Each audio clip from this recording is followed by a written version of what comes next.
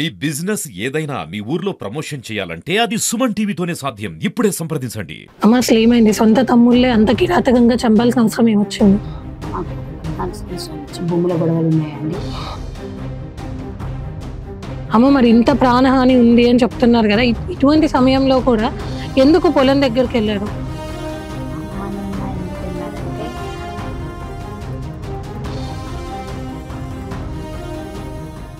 ఎవరిని వచ్చినా కూడా దున్ననివ్వట్లేదు. మీ వాళ్ళు ఇన్సిడెంట్ జరిగినప్పుడు లైవ్ లో ఎవరైనా ఉన్నారా? మా అన్నయ్య ఉన్నప్పుడు మా మామయ్య ఉన్నారు. పోలీసులు ఏమంటున్నారు? పోలీసులు ఏమంటున్నారంటే మేము చూస్తాం అంటున్నారు. ఆయన వచ్చినప్పుడు కూడా మేము చూస్తాంలే వల్ల పులింగా అని అంటున్నారు. వదిలేస్తున్నారు అంతే. మీ ముందే, మీ కళ్ళ ముందే మీ కొడుకుని చంపారా? మేడం మేము పొలం దున్నుకొని కత్తితోటి ఇంత పొడుగు 1 ఫీటున్నర 2 ఫీట్ల కత్తి మరి దాన్ని తీసుకొని గుద్దితే ఊతలికి వెళ్ళిపోయింది. నువ్వు కూడా ఇట్లా గుద్దే వరకు నేను వాడు అడ్డం ఉండి కింద పడిపోయింది కదా, నేను దానం చేసుకున్నాను. నా కొడుకు ఆ సీరోలు పోతామంటే మా కోడలు నేను రానని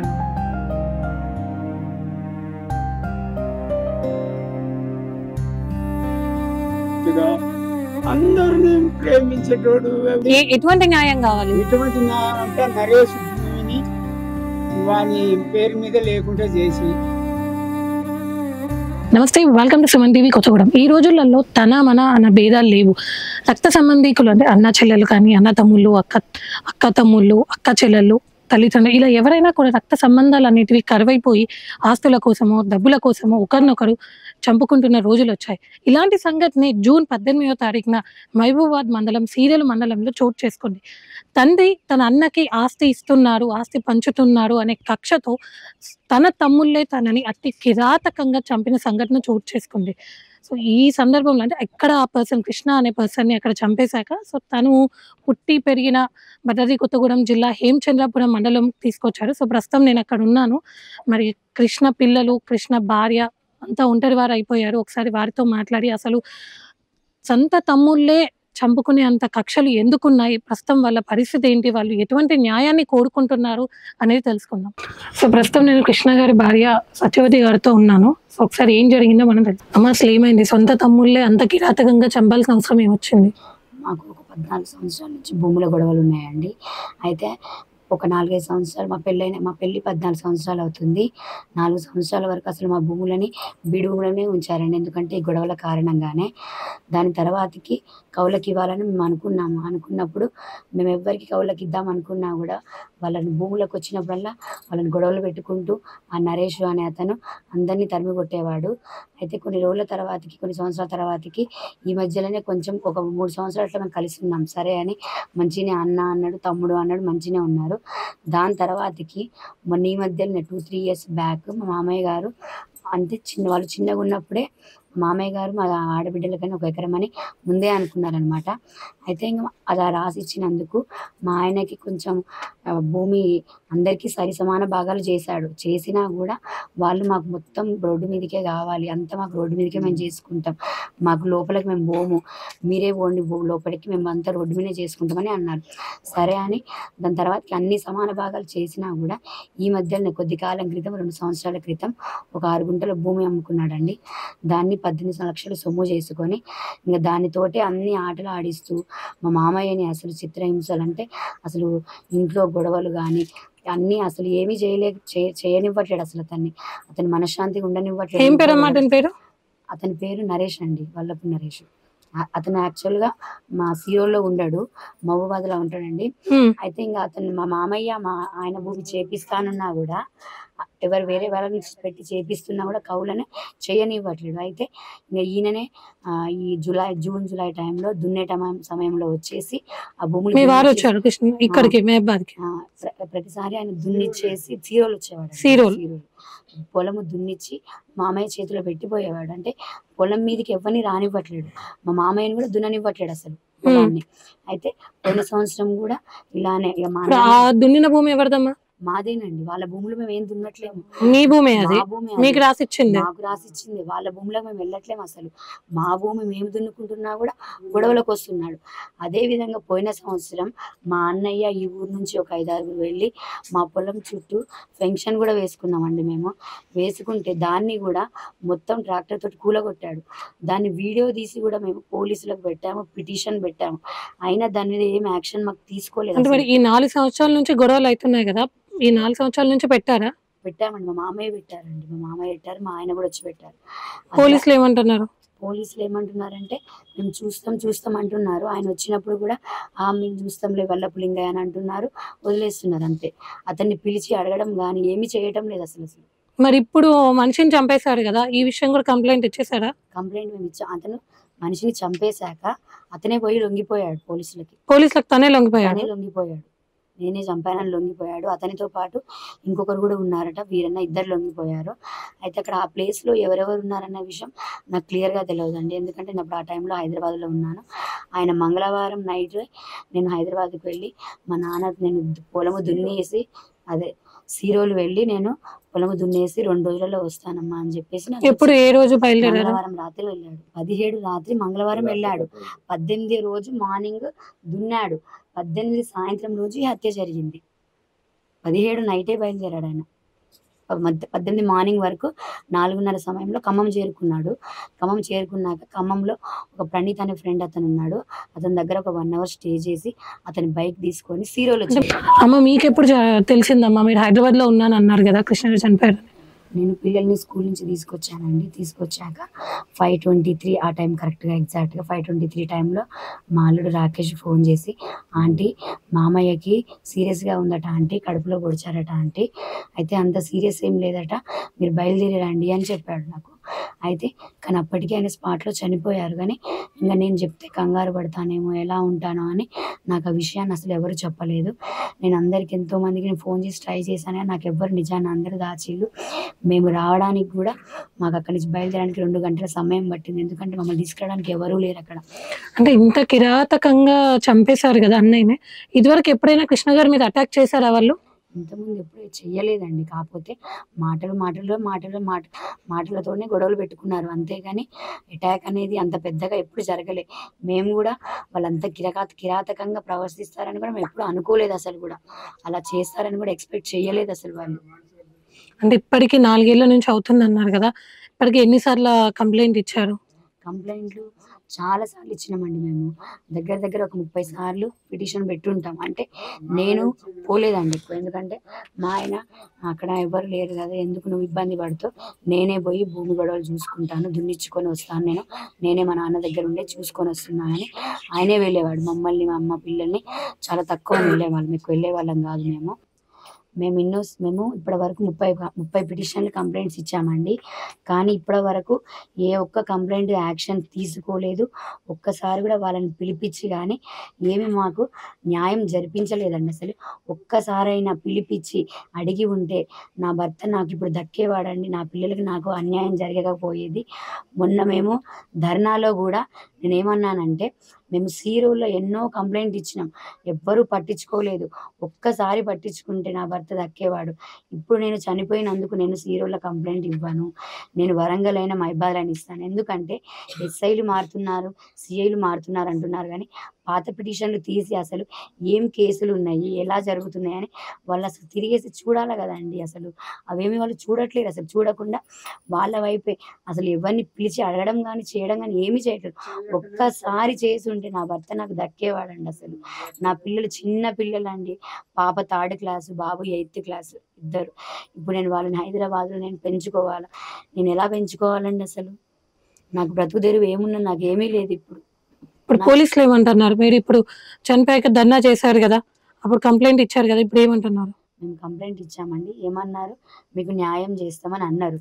అయితే నేనేమన్నానంటే నాకు సీరియల్ పోలీస్ నమ్మకం లేదు అని అంటే, అయితే ఇప్పుడు కొత్తగా ఒక సిఐఓ సంథింగ్ ఎస్ఐఓ వచ్చారట అండి. అతను ఏమన్నాడంటే, నేను ఇంతకుముందు లేనమ్మా, నాకు ఆ కేసుల గురించి నాకు తెలియదు, నేను ఇప్పుడే కొత్తగా వచ్చాను, నేను నీ ప్రాబ్లమ్ సాల్వ్ చేస్తా, నీకు అన్యాయం చేయనమ్మా అని అతను చెప్పాడు. అయితే నేను ఎంత చెప్పినా కూడా నేను వినలేదండి. నేను అలానే కూర్చున్నాను ధర్నాలో. నాకు కలెక్టర్ రావాలి, ఎంఆర్ఓ రావాలని బాగానే పోరాటం చేశాను. అయితే ఇంక వాళ్ళు గెస్టెడ్ ఆఫీసర్స్ అండి, వాళ్ళు రాలేకపోయారు ఆ సమయానికి. ఇంకా అతనికి ఫోన్ చేశారు, ఎవరికి ఎంఆర్ఓ ఆఫీస్కి ఫోన్ చేశారు. ఫోన్ చేసి ఎంఆర్ఓ అతను నాకేమి హామీ ఇచ్చాడు, వాయిస్ రికార్డ్ చేసాం అతను ఏమి హామీ ఇచ్చాడంటే, ఆమెను ఇక్కడికి తీసుకురండి, నెక్స్ట్ డే అంత కార్యం అయిపోయినాక ఆ అమ్మాయికి అన్యాయం చేయమేమో, న్యాయమే చేస్తామన్నారు. నేను ఇలాంటి పరిస్థితుల్లో ఉండి కూడా కార్యం అయినాక కూడా నెక్స్ట్ డేనే నేను పోలీస్ స్టేషన్కి వెళ్ళాను. ఇక్కడి నుంచి కొత్తగూడెం నుంచి సీరియల్ పోలీస్ స్టేషన్కి వెళ్ళాను. అక్కడ మేము వెళ్ళి మళ్ళీ మా ఎఫ్ఐఆర్ అనేది ఒకసారి మేము చూసుకున్నాము. మేము వెళ్ళినాకనే సిఐ ఎస్ఐ ఇద్దరు వచ్చారు.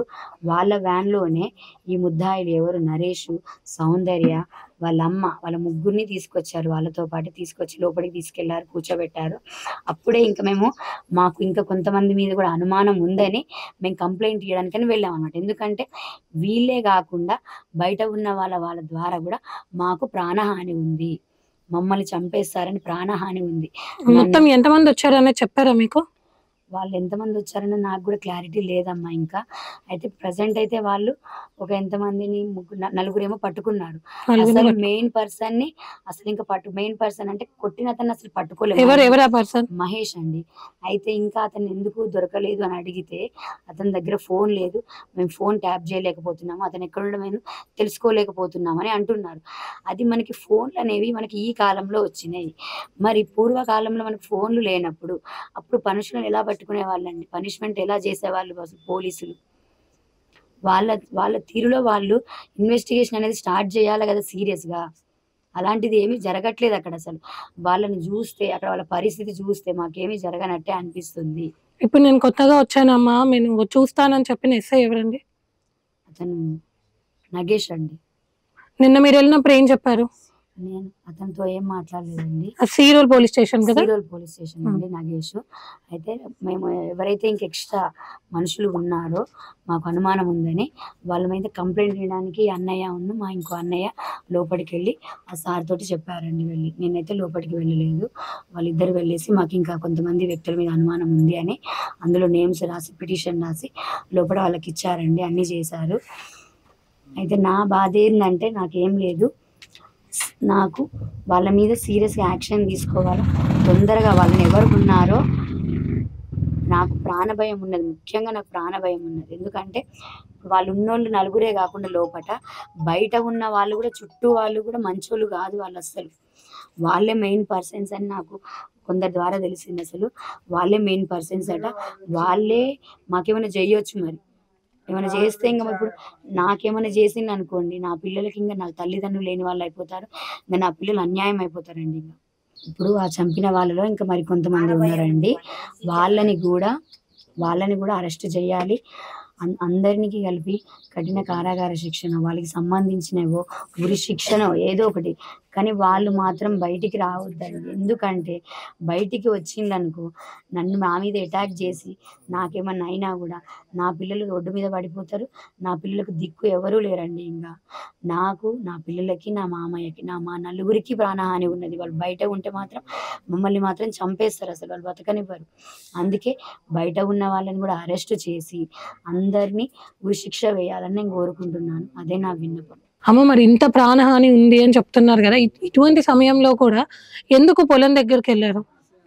ప్రాణహాని ఉన్నా ఎందుకు వెళ్ళారంటే అతను పొలం దున్నిచ్చడానికని వెళ్ళాడండి. అంటే అతను ఏమి ఉండి చేయడండి, ఎవరిని వచ్చినా కూడా దున్ననివ్వట్లేడు అసలు. మా మామయ్య మనుషులు పెట్టి దున్నిద్దామని చాలా ట్రై చేసిండు, ఎవరు పొలం మీదకి వచ్చినా కూడా దున్ననివ్వట్లేడు. అందుకనే ఆయన వచ్చి దున్నిచ్చి మా మామయ్య చేతిలో పెట్టి ఆ కవులకు ఎవరికైతే ఇస్తాడో వాళ్ళకి ఇచ్చిపోదామని వెళ్ళాడు. అట్లా దున్నిచ్చాడు. ఆ రోజు మొత్తం ప్రాసెస్ అంతా అయిపోయింది. ఈవినింగ్ బయటికి వెళ్ళిన సమయంలో అప్పుడు ఇంకా ఆయన మీద అటాక్ చేశారండి. ఇంటికి వెళ్తున్న సమయంలో అటాక్ చేశారు. మీ వాళ్ళు ఇన్సిడెంట్ జరిగినప్పుడు లైవ్ లో ఎవరైనా ఉన్నారా? మా అన్నయ్య ఉన్నాడండి, మా మామయ్య గారు ఉన్నారు. అన్న, అసలు రోజు ఏం జరిగిందన్న? పల్లపులింగయ్య గారికి 2 భార్యలండి. వల్లభలింగయ్య అంటే కృష్ణ చనిపోయిన వ్యక్తి వాళ్ళ నాన్నగారు. ఉమ్. ఫస్ట్ భార్య మాణికమ్మ, రెండవ భార్య గారు నరసమ్మ గారు. ఫస్ట్ భార్యకి 3 ఆడపిల్లగాళ్ళు, ఒక అబ్బాయి కృష్ణ ఇతను ఒక్కడే. ఒక్కడే. తర్వాత నరసమ్మ గారికి 2 అబ్బాయిలు. ఆ క్రమంలో ఆస్తి పంపకాలు అందరికి సమాన వాటాలు ఇచ్చింది మగపిల్లగాళ్ళకి. ఆ క్రమంలో కృష్ణకి వచ్చిన వాటని నరేష్ దున్ననివ్వట్లేదు. అయితే నేను వాళ్ళ చిన్న బావని నాకు చెప్పిండు, అన్న ఇట్లా బావ ఇట్లా సంగతి నా భూమి దున్నేయట్లేదు, నాన్న భూత కొడుతుంది, నువ్వు ఒక రోజు రా మనం కలిసి దుందామంటే నేను వెళ్ళి ఆ రోజు 18వ తారీఖు రోజు వెళ్ళగానే నేను మా మామగారు వల్లభలింగయ్య కృష్ణ కలిసి ట్రాక్టర్ పెట్టి పొలం దున్నుతా ఉంటే నరేష్, మహేష్, వాళ్ళ అమ్మ నరసమ్మ, వాళ్ళ భార్య సౌందర్య, ఇంకో 2-3 వ్యక్తులు వచ్చి ఆపడానికి ట్రై చేశారు. ఆ క్రమంలో మేము అడ్డుకొని వాళ్ళని, వద్దు మా భూమి మేము దున్నుకుంటాను, మీకు సంబంధం లేదు, ఏమైనా ఉంటే కంప్లీట్ రూపంలో రాండి, భూమి మీకు వస్తే బాగుంటుందని చెప్పి వాళ్ళని వెళ్ళగొట్టాం. వాళ్ళు వెళ్ళిపోయారు. ఆ క్రమంలో వెళ్ళిపోయి మేము ఆ భూమి మీద దున్నుకొని ఇంటికి వెళ్తుండగా మాటు కాసి ఒక చెట్టు సాటున ఒక అయ్యి పెట్టుకొని కత్తులు కటారాలు కారు అడ్డగించి మమ్మల్ని ఆపి రోడ్డు మీద అటాక్ చేసి కృష్ణని కత్తులతో దాడి చేశాం. అప్పటి క్షణంలో చనిపోయింది. మా మామగారికి లైవ్ ఇట్లా కత్తిపోటు పడ్డది. నన్ను కూడా చంపడానికి ట్రై చేశారు. అంటే సొంత తండ్రినే చంపడానికి నన్ను కాకుండా తండ్రిని అన్నని స్పాట్ లో చంపేశారు. తండ్రి గారికి గాయం అయింది. నన్ను కూడా చంపాలని ట్రై చేశారు. ఆ క్షణంలో నేను తప్పించుకొని బయటికి పారిపోయాను. మీ ముందే, మీ కళ్ళ ముందే మీ కొడుకుని చంపారా? మేడం, మేము పొలం దున్నిచ్చి రోడ్డు మీదకి వచ్చినాం. వాళ్ళు ఒక చింత ఉన్నది మాది, అది కూడా ఆ రోడ్డు మీద ఒక కారు పెట్టుకొని వాళ్ళు ఒక 3-4 గుండాలు అలా కూర్చున్నారు. ఆ కారు కూడా ఒక 2-3 గంటల ముందు నుంచే పెట్టి ఆల్రెడీ ఉంచారు. మీరు గమనించలేదా? మేము గమనించలే. వాళ్ళు గుండాలని రోడ్డు మీద కారుగా ఎవరో బాటసారి అనుకున్నాం, కానీ వాళ్ళని ఆడ పెట్టి మా మీద అటాక్ అయ్యింది. లేకుంటే మా జోలికి వచ్చేటోడు కాదు. మీకు దెబ్బ ఎట్లా తగిలింది ఇక్కడ? మా కొడుకుని కత్తితోటి పొడిచిండు మేడం. ఎవరు పొడిచింది? నరేష్ మీకేమవుతారు? కొడుకులేనా? మొదగాలు మహేష్ వచ్చి కర్ర తీసుకొని ముందు మా కొడుకు కృష్ణ నడుపుతాడు, నేను వెనక మరలా పోతాంటే వరకనే వచ్చి వాడు మహేష్ అంటోడు గర్రం ఇంతలా ఉంది బడిత తీసుకొని వేయంగానే వాడు ఇట్లా అనే వరకు వీడు నరేష్ వచ్చి కత్తితోటి ఇంత పొడుగు 1.5 ఫీటున్నర 2 ఫీట్ల కత్తి ఉన్నది, దాన్ని తీసుకొని గుద్దితే యువతలకి వెళ్ళిపోయింది. అమ్మ కొడుక అని నేను ఉరుకుతూనే ఉన్నా. నన్ను కూడా ఇట్లా గుద్దే వరకు వాడు అడ్డం ఉండి కింద పడిపోయింది కదా, వాడు అడ్డం ఉండే వరకు నేను దూరం అయినా నాకు అసిగాయం అయింది. నాకు కూడా 8 కుట్లు పడ్డాయి. అంటే మీ కొడుకులే మిమ్మల్ని కూడా చంపడానికి చూసారు? ఇప్పుడే కాదు, ఒక 3-4 సంవత్సరాల బట్టి వాని భూమి మొత్తం ఆక్రమించుకోవాలని వాడు కొంచెం మెతక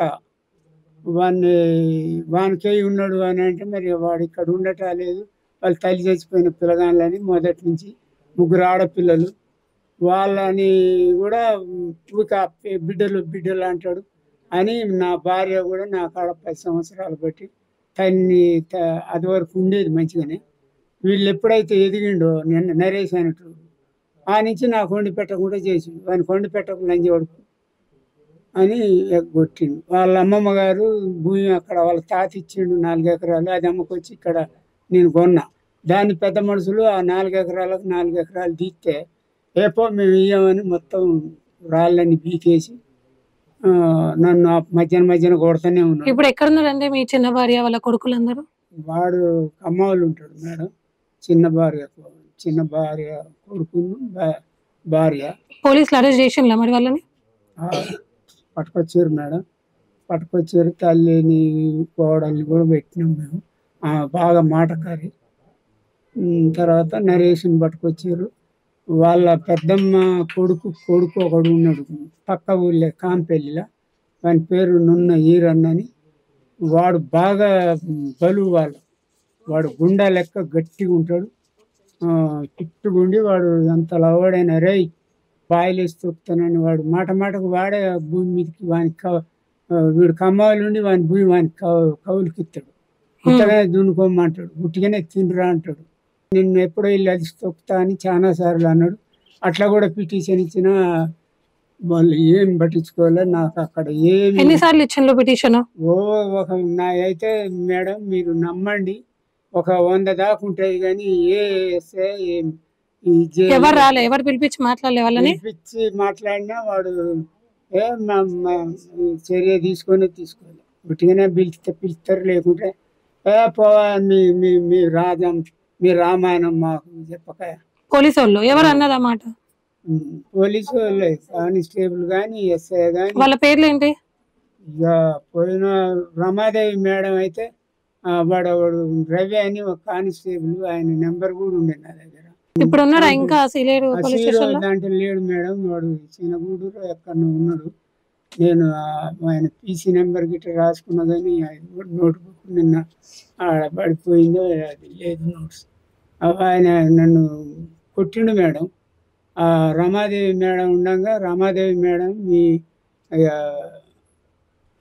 చాలా డబ్బులు ఆయన దగ్గర తీసుకొని. ఇప్పుడు రమాదేవి మేడం ఉన్నారు అక్కడ? లేదు అక్కడ ఇప్పుడు నగేష్ అని వేరే. నగేష్ గారికి ఇచ్చారా కంప్లైంట్? నగేష్ గారికి కూడా ఇస్తే మొన్న నువ్వు అన్ని ఇది పడుకుంటూ వస్తావా అని మళ్ళీ అన్నాడు కదా, నువ్వు సర్వే చేయించు దానికి తప్పు ఉంది అంటాడు. చేయించిందా మరి? మాగా చేయించిన మేడం. ఏమొచ్చింది? మ్యాప్లు ఉన్నాయి, నేను కలెక్టర్కి ఇచ్చిన, నేను సిఐకి పోయి కూడా మ్యాప్లు అవన్నీ ఇచ్చిన. చుట్టూ ఫెన్సింగ్ వేయించుకున్నాడు నా కొడుకు 1,00,000 రూపాయలు పెట్టి. ఇప్పుడు చనిపోయిన ఆయన వీళ్ళతో ఎవడు పెట్టుకుంటాడు? లేదు నాయన అది ఫినిషింగ్ అయితే వాడు ఏమి ఎరగొట్టాడు, నాకు మంచిగా ఉంటుంది అని అంటే వాడు ఫినిషింగ్ దాటి వచ్చి నాటు పెట్టిండు మేడం. వానికి అసలు అక్కడ ఇక్కడ మ్యాప్ ఉన్నది సార్ అన్నా కూడా వాడు సర్వే నెంబర్ 18లో ఆయనకు భూమి ఉంటుంది, 19 వచ్చి నాటు పెట్టించింది ఆ రమాదేవి మేడం. ఇది ఎక్కడిది న్యాయం మేడం అని అంటే ఈయనే ఉన్నదంటే ఈయన నీకేం తెలుసు మేడం, మీరు ఏంది నన్ను పిచ్చోని చేస్తారు, నేను ఇంత అంత చదువుకున్నా, నేను కష్టపడి కొనుక్కున్నా, 20 ఎకరాలు కొన్నా మేడం. ఇక్కడ నేను వీళ్ళు ఎదిగినాక 4 ఎకరాలు అమ్మినా, ఇంకా 16 ఎకరాలు ఉంది, ఇగో ఇదంతా నాదే మేడం అని చూపిస్తే వాడు కానిస్టేబుల్ మేడానికి నేర్పి. ఇప్పుడున్న ఎస్ఐ నగేష్ గారు ఎవరైతే హత్య చేశారో వాళ్ళని పట్టుకున్నారా? పట్టుకొచ్చిండు. ఇక ఒకటి దొరకలేదు, మా కొడుకే వాడు నడిపాయనే వెళ్ళి వాళ్ళ దాంట్లో మహేష్ అని, వాడు దొరకలేదు అంటారు. ఇక మేము కూడా ఇక నిన్న దానం చేసుకున్నాం నా కొడుకుని. ఇక ఆశీర్వాదాలు పోతామంటే మా కోడలు నేను రానని అన్నది, తీసుకుపోయి ఆడబెట్టుకొని వచ్చిన తల్లి. నా కొడుకు మంచిగా అందగాడు, ముద్దుగా అందరినీ ప్రేమించేటోడు. ఊళ్ళకి వస్తే ఈ ఊళ్ళో అంత సంబరంగా తీసుకుపోయి ఇక్కడనే ఆడు పుట్టగానే వాళ్ళ అమ్మ చచ్చిపోతే మా చెల్లె సాది 7th దాకా ఇక్కడనే చదివిండు. 8th తీసుకుపోయి నేను కాంపల్లి స్కూల్లో వేసి అన్నీ ఇంటర్మీడియట్ దాకా చదివిండు. ఎటువంటి న్యాయం కావాలి? ఎటువంటి న్యాయం అంటే నరేష్ భూమిని వాని పేరు మీద లేకుండా చేసి ఆ పిల్లలకు చేయండి. అంటే మీరు నరేష్ కి ఇచ్చిన భూమి కూడా వాళ్ళ పేరు మీద వద్దా? వాళ్ళ పేరు మీద వద్దుగా, నరేష్ పేరు మీద భూమిని క్యాన్సిల్ చేసి ఆ పిల్లల వాని తండ్రిని చంపారు, పిల్లల తండ్రిని చంపాడు కాబట్టి పిల్లలకు న్యాయం చేయండి. ఆ 3 ఎకరాలన్నర ఎంత ఉంటుంది వాని పేరు మీద. కృష్ణ గారు చనిపోక ముందు నగేష్ ఎస్ఐ గారు వచ్చినాక మధ్యలో మళ్ళీ కేసు పెట్టారా? మళ్ళీ గొడవలు ఏమన్నా జరిగినాయా? నగేష్ వచ్చినాక కూడా గొడవ అయింది. అప్పుడు కేసు పెట్టిందా? మళ్ళీ పెట్టిన మేడం. అప్పుడు ఏమన్నారు? అప్పుడు ఏమన్నాడు, వానికి బెదిరించిండు. నువ్వేందా, నువ్వు సిఐ కాడికి వాడు వీళ్ళు నగేష్ ఎస్ఐ వచ్చినాక పెడితే ఆయన పోవా నువ్వు సర్వే చేయించుకొని రాపో అంటే ఆయననే చేయించంటే ఆయన పెద్ద మనిషి ఎక్కడ చేయిస్తారా పో అన్నాడు. కొత్తగా వచ్చిన తెల్లారే ఇక వీళ్ళు పాత వాళ్ళంతా ఏం చెప్పారు. ఇక ఆయన కూడా సరే పాపం అంటేనే నేను నాటేసిన, ఆ పంట కోసుకున్నా, కోపించినాక మళ్ళా కనీలు ఎరగొచ్చింది. అంటే వీళ్ళు మీరు అన్న నరేష్ మహేష్ మీ ఇద్దరు కొడుకులు ఎవరైతే ఉన్నా వాళ్ళు పోలీసు వాళ్ళకి డబ్బులు ఇచ్చేవాళ్ళ? వీడు ఇస్తాడు మేడం, నరేష్ అంటాడు. మహేష్ కాడ ఏమి ఉండవు లేరు కానీ ఆయన దాగుతాడు, ఆయన భార్య కూడా రావట్లేదు. ఇక ఆయన సంగతి యుద్ధానికైతే మునగాడు ఆయన కూడా. నన్ను అసలు నిద్రపోనియాడు ఆ పంపల ఇంటికాడ. ఏదో గుట్టుకని కృష్ణ కొరకని ఆయన భూమి పోతుందేమో అని ఆడ నేను వాడు చలి చచ్చిపోయిన పిల్లగాడు. వాడు ఇక ఎట్లా బతికిండు సరే అటు ఇటు పుట్టంగానే చచ్చిపోయింది మేడం. వాడిని చూసుకోలే వాళ్ళ తల్లి. ఇక మీరు ఏదైనా చేయండి, వానికి ఆ భూమి కాకుండా చేయండి. ప్లస్ వాని ఎమ్మటి ఉంటాడు వాడు ఈరన్నగాడు ఒకడు, ఈ మహేష్ అంటే మరి వాళ్ళు వీరన్నను అరెస్ట్ చేసిండ్లా? చేసిరట. స్టేషన్లో ఉండకపోతే నిన్న పోయిన నేను కూడా తీసుకుపోయాను మా పిల్లగాను. ఈయన మా అల్లుడి అన్నయ్య ఆయన కూడా వచ్చిండు. సరే చూశారు కదా, ఆస్తి తగాదాల వల్ల సొంత అన్న తమ్ముళ్ళే అన్నయ్య మీద ఆస్తి కోసం అని చెప్పి పొడిచి చంపాడు. అంటే కిరాతకంగా పొడిచి చంపాడు. అంతేకాకుండా కన్న తండ్రి అని కూడా చూడకుండా తండ్రి మీద దాడి చేస్తూ చిత్రహింసలకు కూడా గురి చేశారు. సో వీళ్ళ క్షణికావేశం వల్ల, వీళ్ళ ఏ ఆస్తి కోసం అయితే వాళ్ళు ఇంత ఇచ్చేసారో, వీళ్ళ ఆవేశం వల్ల ఇద్దరు చిన్న చిన్న పిల్లలు రోడ్డున పడిపోయారు. సో వాళ్ళ భార్య, చనిపోయిన వ్యక్తి ఎవరైతే ఉన్నారో కృష్ణ వాళ్ళ భార్య, అందరూ మేము రోడ్ మీద పడ్డాము, ఇక్కడైనా అంటే వీళ్ళకు కూడా మాకు కూడా ప్రాణహాని ఉంది అని చెప్పి బాధపడుతున్నారు. సో వాళ్ళకి ఎలా అయినా న్యాయం జరగాలి అని కోరుకుంటున్నారు.